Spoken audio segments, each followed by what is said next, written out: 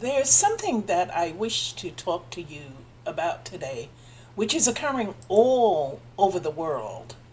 And it's so important to me to address this issue that I'm not even going to do all the fancy stuff that I usually do because I just really want to get straight to the point. I'll put in a few effects, but the most important thing is for you to get this message.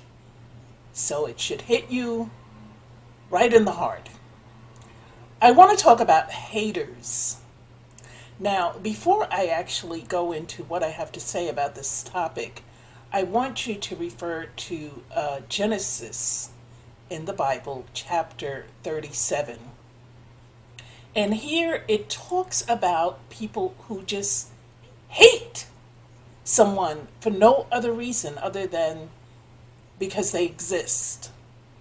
And it's the story of Joseph. It's the story of Joseph who was loved by his father because he was born to him at a late time in life. So he was the last son to be born and to this man in his very old age. And he loved this son. And as a result, he gifted him with a coat of many colors. And this coat, Joseph wore it proudly. He was very proud to be loved by his father and to have this beautiful coat. And his brothers became extremely jealous of him, and they plotted to do away with him so that his father he wouldn't be the eye of his father's affection. And so they took him out once, and they began to devise a plan to get rid of him. But before I go to what they actually did, there was a time shortly before that Joseph had shared a dream with his brothers that he had, where he said that they would be bowing down before him.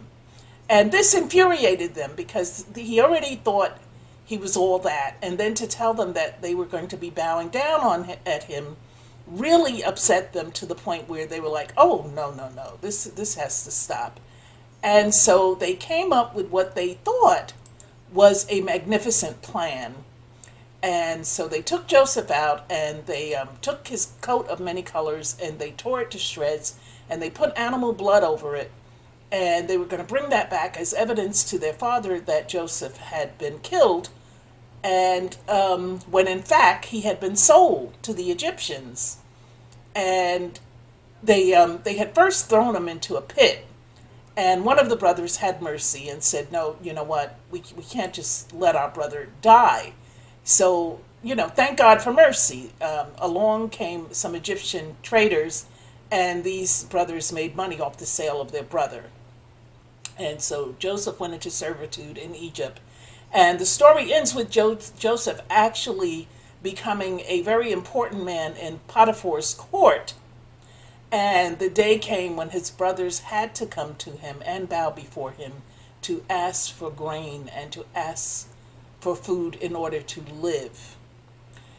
So, what does this story tell you about haters? Well, it tells me that those of us who are loved by the Father are hated by the world. And it says this also in the Bible. It says, if you are loved by man, you're hated by God, and vice versa.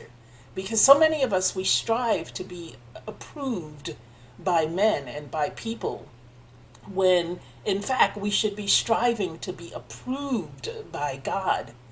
And so I believe, and I know this to be true, that nothing we do, there is nothing we can do that will give us grace from the Father. We can't just get grace based on an action.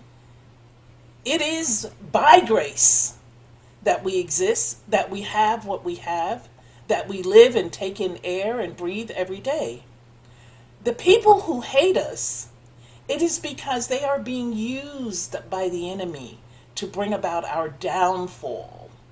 Haters have a lot of different things going on.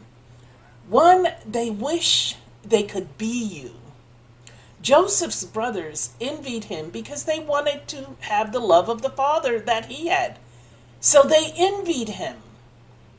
The other thing with haters is that along with that envy, instead of trying to be kind and make a friend and perhaps see what it is that this person has going on and how maybe you can catch a ride, they instead just choose to tear down the person because a lot of people have the mindset, well, if I can't have it, you won't either. And that's a wrong mindset. We should not envy anything people have. There are those of us who walk around, what's this song now that Beyonce has talking about Becky with the good hair. And there are people who walk around. I cannot tell you how many people ask me, "Oh, is that your hair?" And then they go on to make a big production about it. And in a lot of cases, it's envy. And I know it is. That's why I don't. And those of you who rock your natural hair, be careful who you let touch your hair because there are spirits attached to people that will cause you to be bald headed because they're angry because they don't have any hair and so they don't want you to have any. And it's bigger than just hair. There are people who are envious of someone's complexion. Oh, that yellow, you know what, or that black, this so what. Why does it have to be that? Why do we even have to curse each other to begin with?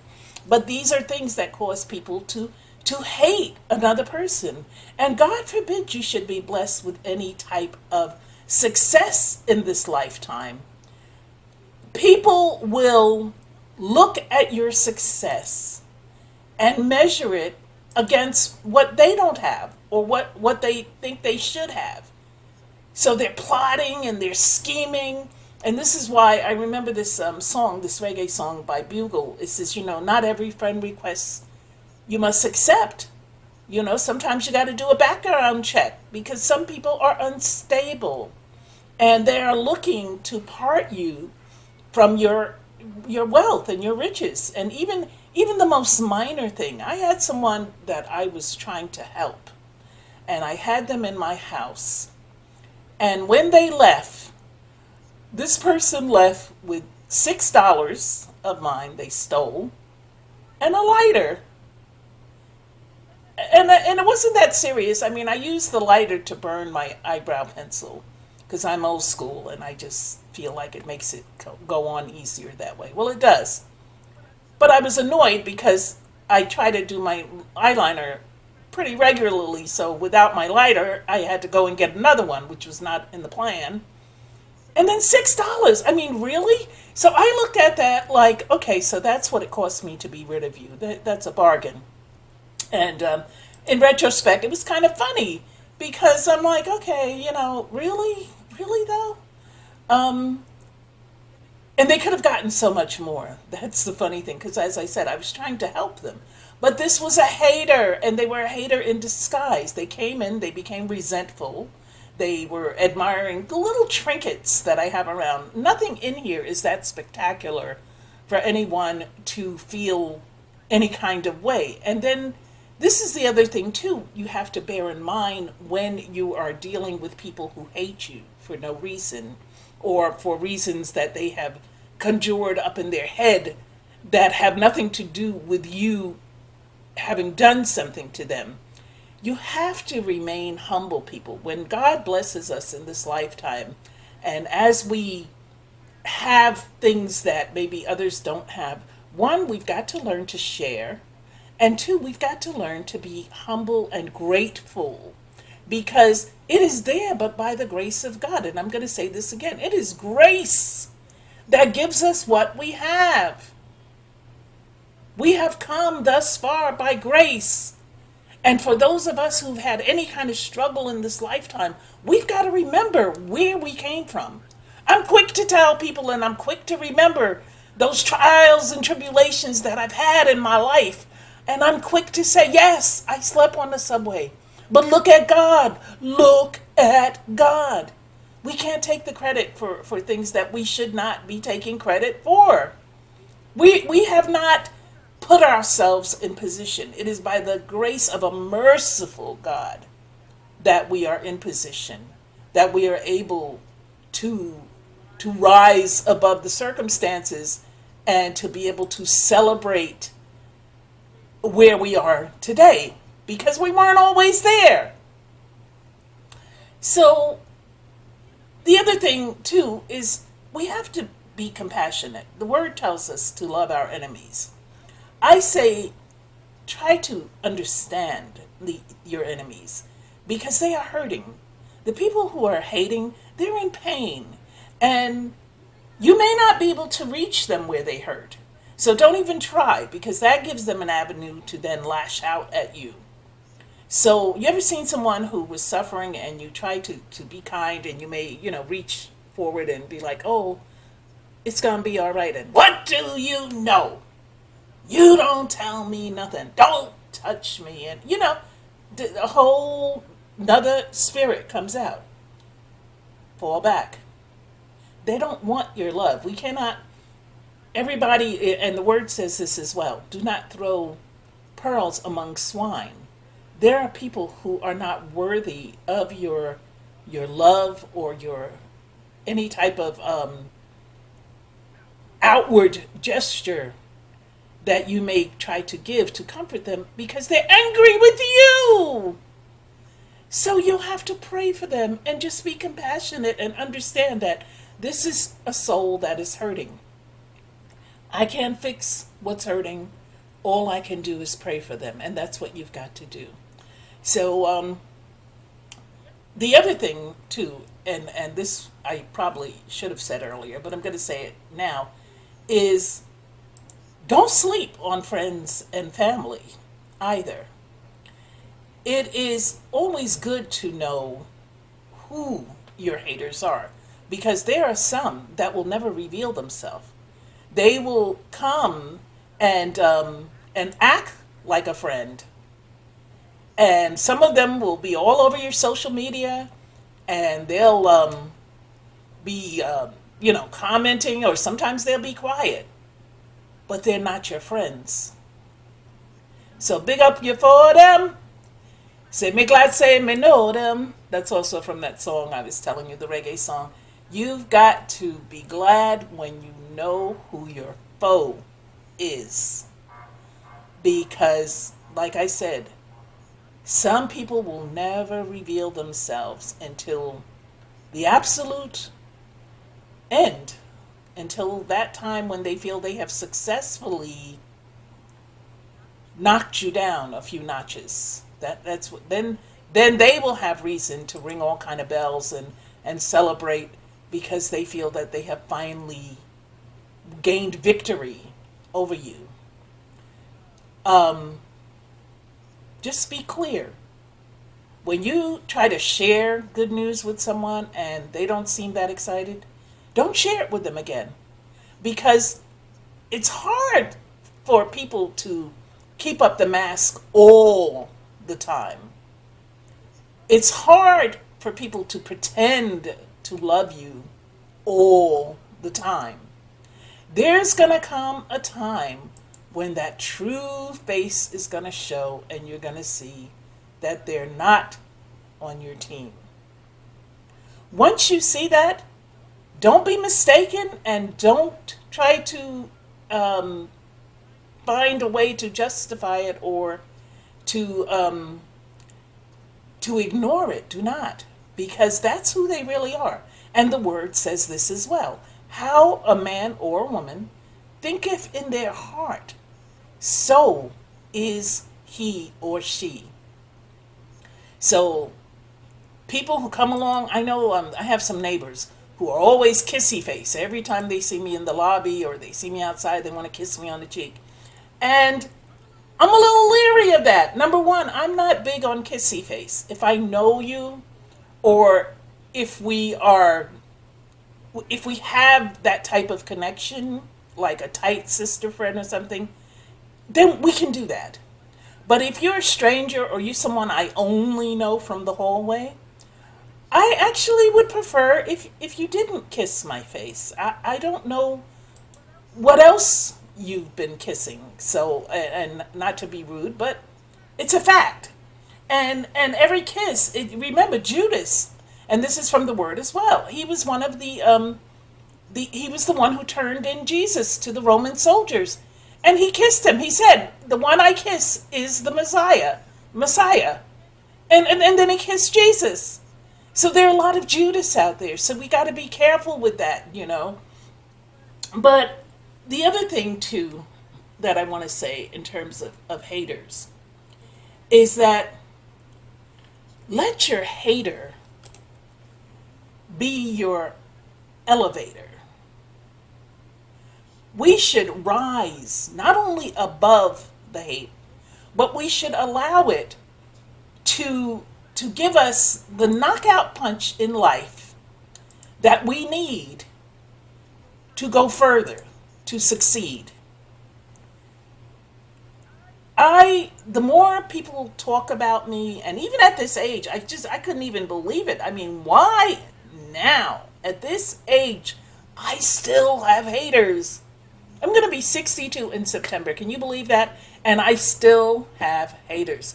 I don't have too many young ones. It's so funny. The young ones love me, but I have old haters. And it's not my fault that you didn't do anything with your life. I mean, there but by the grace of God go I. The Lord lifted me up, put me in position, and I ran with it. But yet and still, there are people who are angry with me because they don't have a YouTube channel. They don't know how to make one. Instead of coming to me and saying, "Hey, sis, I want to do this. Can you show me or give me some ideas?" Yes! What? And the word speaks about that. Do not withhold from your brother if you have it in your hand to give. So I'm always happy to give because somebody gave to me and the good Lord gave to me. And I'm not just a reader of the word, I am a doer of the word. So I remember those little things those little nuggets that I got out of the word in order to live my life accordingly. But sometimes you've got to keep it moving. And as people backbite and talk about you, brush it off your shoulder and keep climbing. Keep rising to the top. Fam, there's this thing that people, they get all caught up this generation in money and having money. This is how some people, grade their status and the status of others by how much money they have, how much money they can get. And money comes and money goes. Money is not a denominator when it comes to choosing people. There are some people who have a lot of money who are quite miserable. So those of you who think, "Oh, once I get my paper game up, I'm going to be all that." No, not necessarily, because there are other things that can befall you. And one of the prime things that happen when we do manage to get to a certain level of success is that we become envied. We are more hated than we are loved. Yeah, there are those who will sit in the background and they'll watch our success. They'll even act as if they're on our team, but they're not. So we should let the haters be our elevator. As the hate goes up, so should we. We should keep rising, and I think Dougie Fresh said this: keep rising to the top. All right, I think I've pretty much expounded this issue, family. The worst and the thing you should never do is react when people. Oh, I've got a visitor. Hi, come, baby. The cat just came over to say hello. Animals have emotions. Just to deviate just a little bit, some of you may not realize this, but animals, they have emotions too. They actually they like attention. Some of them are spiteful and they remember things you did to them, but at least you've got to do something to them before they actually, will lash out. Humans, not necessarily so. There are humans who can hate you and do things to you without you having done anything to them. But we cannot react in the way that they react, because then by doing so, we are just as bad as them. And as children of the Most High God, we are cut from a different cloth. We're not cut from the same cloth.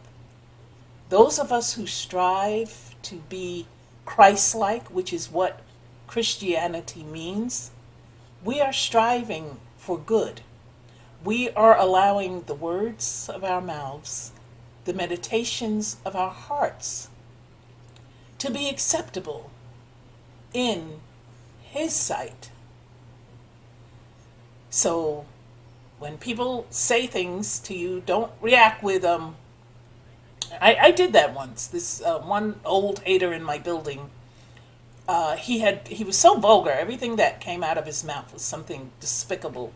And what it was is that he actually likes me, but he has no class, and so he thinks by saying nasty things to women and sexual things that's going to make you want him. It doesn't. It turns me off, because if you're too stupid to realize when you're talking to a lady, and something I had said to one of my daughter's friends who once came at me sideways, and I said, that's what's wrong with this generation. They can't recognize a bird from a boss.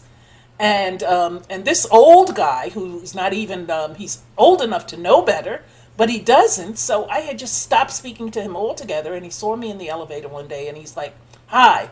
And so I'm ignoring him, because hi opens the doorway to all types of hell with him. So I just kept staring straight ahead, and he's like, hi.